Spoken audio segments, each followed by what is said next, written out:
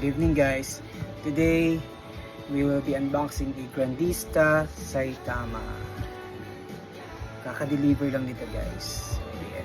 So I love collecting kasi toys. So this is from Bandai Namco Band Presto. So let's start unboxing this one.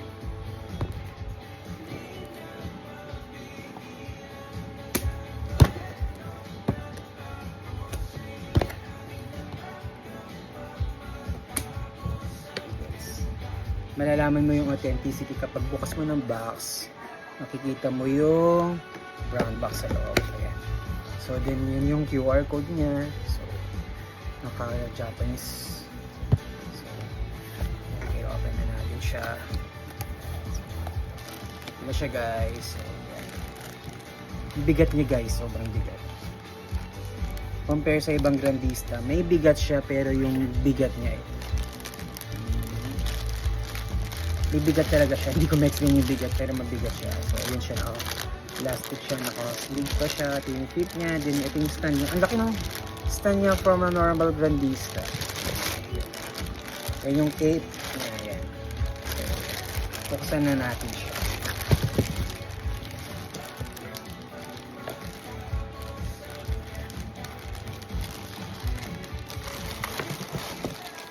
Sorry guys sa place ko kasi wala pa akong matinong place. So dito lang ako sa small table ko with my collection set sa back. So maybe in the future gumanda na rin yung place ko. Medyo yung lighting din kasi I'm just using the phone lang for video. So eto na. So nailabas ko na yung body part niya. Ayan siya. Guys, tignan nyo. Astig diba yung mata pa lang? Kamukha niya na si Saitama dun sa anime. Then, ito yung fit niya. Check it. Then, yung stand. Yung foot support pala. Hindi pala stand. Sorry. Medyo bago-bago guys sa pagko-video eh. Sorry. So, kabit na natin siya. Mabilis lang. Makita na natin yung ganda ni Saitama. Guys, tignan nyo ang laki.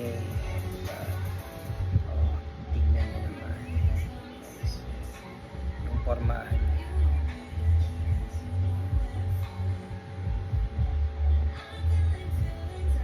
So, yeah,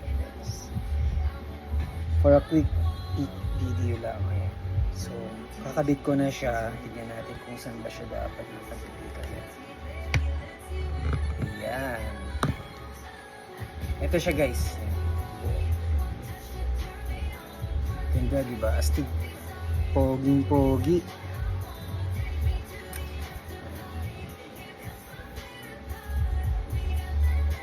By the way guys, kung gusto nyo or you love collecting toys, I would suggest sa MCKC Figures.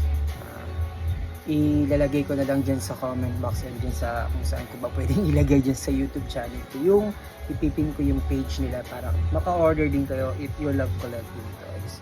So, that's it guys. Bye!